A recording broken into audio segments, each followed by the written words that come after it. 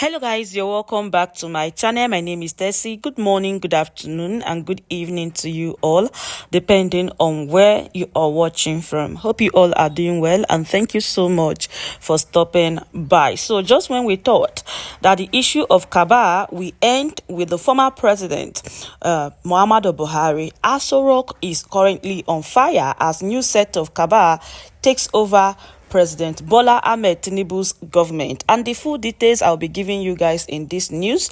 But please, before we continue, I want to beg you all to please help me by liking and sharing this video so that YouTube and Facebook can recommend it to more people. This news here read: Tinubu allies cries out as the alleged emergence of new cabal in Aso Rock. Barely 154 days after taking office, there is growing discontent in President Bola Ahmed Tinubu's camp, especially among his close allies and party leaders, with his style of governance and some of his policies decisions.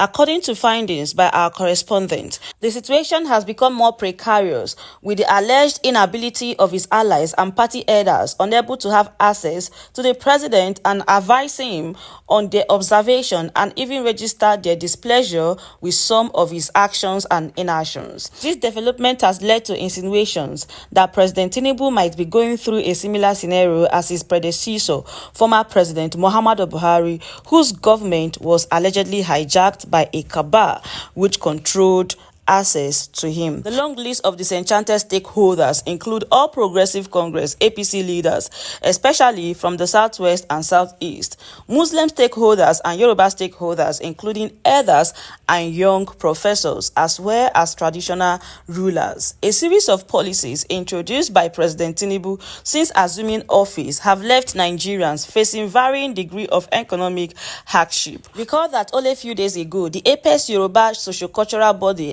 fīre called government attention to the state of insecurity across the country, urging that something be done to stem the ugly development. Filler from the president's allies have it that they believe there is a compelling need for him to consciously begin to look inward with a view to engaging with the people and assuaging their pains.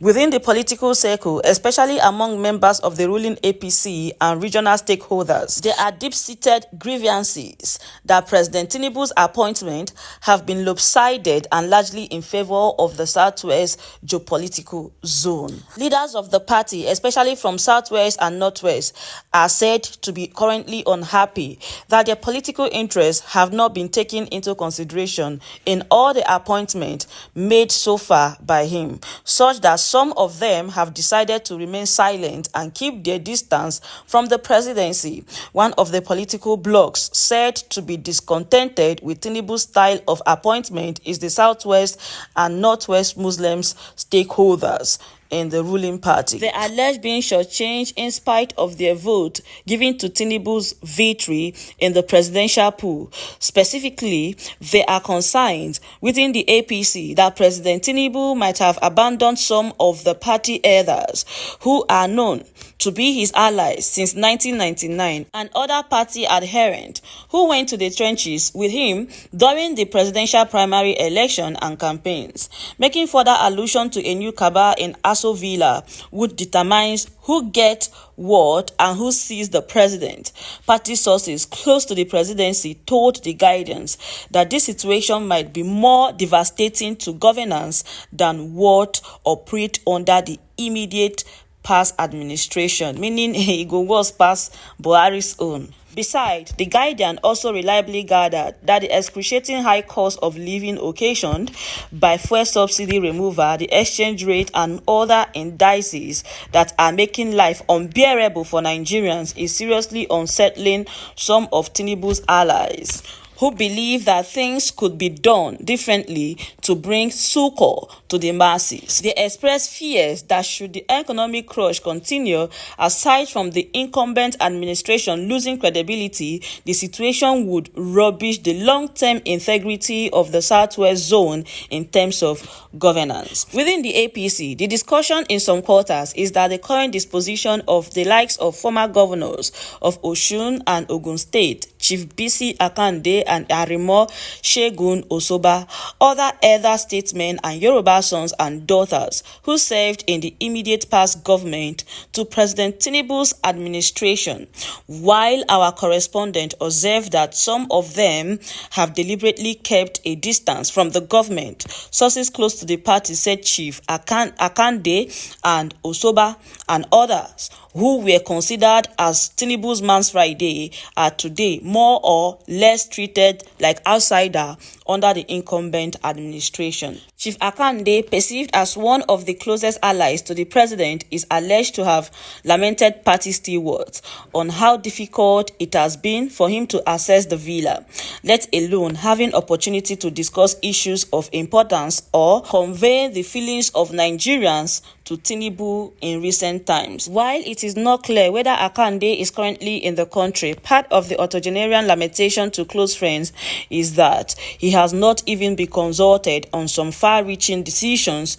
of the administration. For instance, a party source claimed that Akande was not carried along about Tinubu's decision to use former governor of Kano State, Umar Ganduje, as APC national chairman, just as the former governor of Ogun State was said to have feigned ignorance of the selection of Ajibola Basiru, a senator, as the national secretary of APC. Even the former governor of Ogun State, who happens to be one of the first elders to commend President Tinubu for having the boldness to remove fuel subsidy, may have also withdrawn.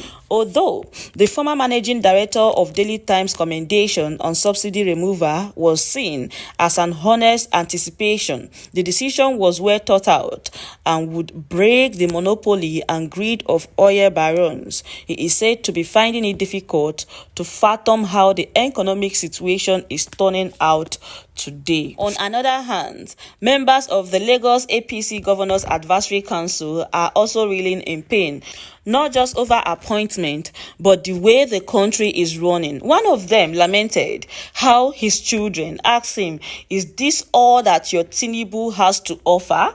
Another party steward told The Guardian that instead of the expected enthusiasm, that federal power has eventually shifted to the southwest and is particularly in the hand of Tinubu. Members of the ruling party in the region are unhappy. For instance, the Oyo State chapter of APC is not pretending over how it has been shortchanged in terms of ministerial appointment. A party member who didn't want his name in print said, "What belongs to the chapter in terms of ministerial appointment was ceded to a member of another party, who in turn picked his aide even outside the party.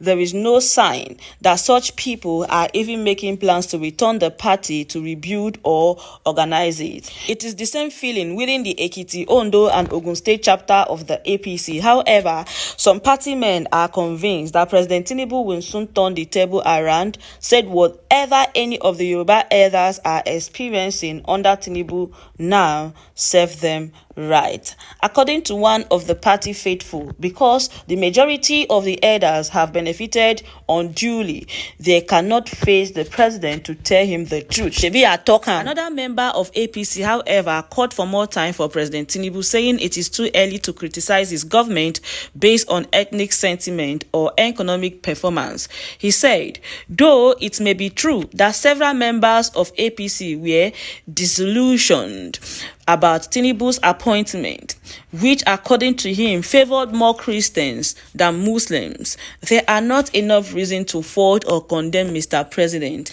He added, the issue that Tinubu is only trying to run away from the Muslim ticket blackmail. But if you do a critical observation, the Southwest and Northwest Muslims whose vote made Tinubu president are really not benefiting, unlike the Southwest and Southeast Christians, who contributed less to Tinubu's victory.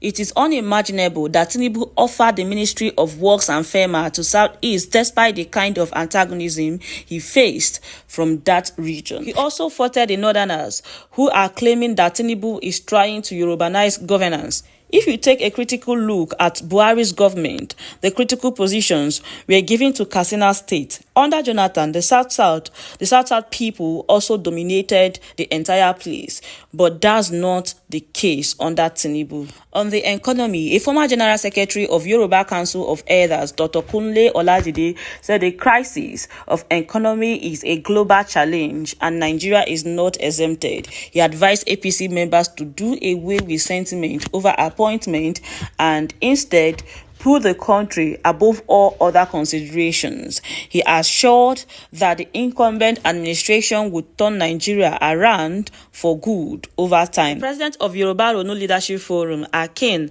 Malaolu, is of the opinion that the economy today has exposed Tinubu administration inability to handle the mess. He said, "We have studied the economic policies, his grandstanding, and we have been proven right after critical assessment done that both President Tinubu and his advisors are ignorant of the processes they are driving." The first error President Tinubu made was to completely ignore the area of comparative advantage before liberalization of the energy sector and our currency. He destroyed first what he should have secured, which were energy security with subsidy and national currency, the naira. Primarily, he should have focused on productivity, particularly in the area of energy security, domestic production of energy sources, increasing agricultural activities and securing the export platforms, and fighting insecurity in a decent order. Yoruba Ronu added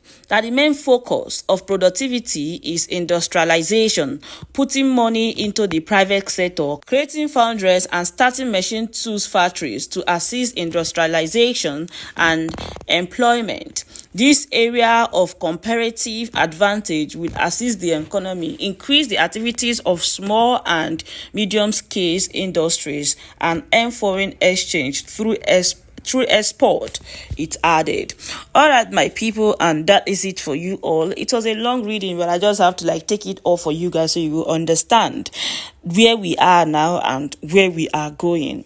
The truth of the matter in this country is that we like taking medicine after death. When the thing is still earlier that we can address it, all of us will fold our arms, and even those who are supposed to even address it, they will be shying away from the truth. But after everything, the deed has been done, we will all come out and be crying. We never even start to. Everybody, people are crying now.